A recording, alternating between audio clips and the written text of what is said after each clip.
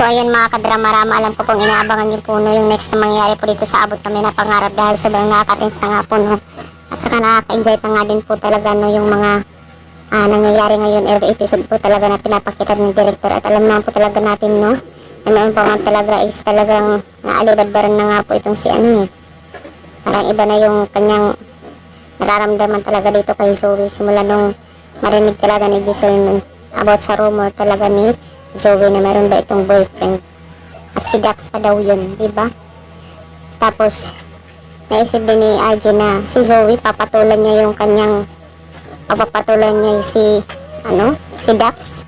Parang ang baba naman ng tingin ni Dax kung gugustuhin niya itong si gugustuhin niya itong si Dax na kung saan itong si Zoe isang doktor, diba? Pero alam naman po talaga natin ang dahil po sa kindness, respect po talaga ni Dax dito kay Zoe, talagang nagustuhan po talaga siya ni Zoe, kahit alam naman po talaga natin nandidiri itong si Zoe kay Dax, diba? Walang imposible kasi alam naman po talaga natin na dahil nga po doon sa pinakita talaga ni Dax ay naging magkarelasyon nga po talaga itong si Zoe, naging boyfriend po talaga sila at saka girlfriend.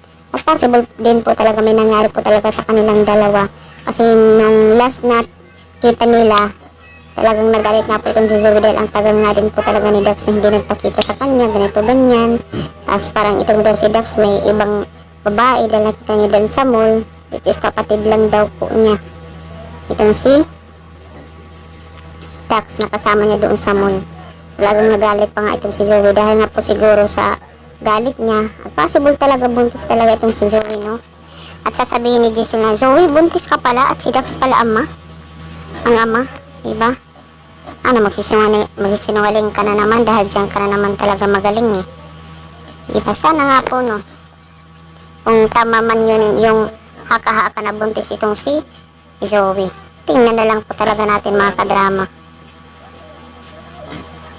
Talagang itong si Giselle di talaga siya makakapaniwala talaga sa mangyayari talaga dito kay Zoe, diba? Alam naman po talaga natin na may pinaplano talaga sila na magiganti dito sa mga tanyag. At ngayon ay pinapasakay lang muna talaga ni Zoe itong sila Annalyn at saka yung mga tanyag para mapaniwala na dyan siya kampi, diba? Tingnan na lang po talaga natin mga kadrama.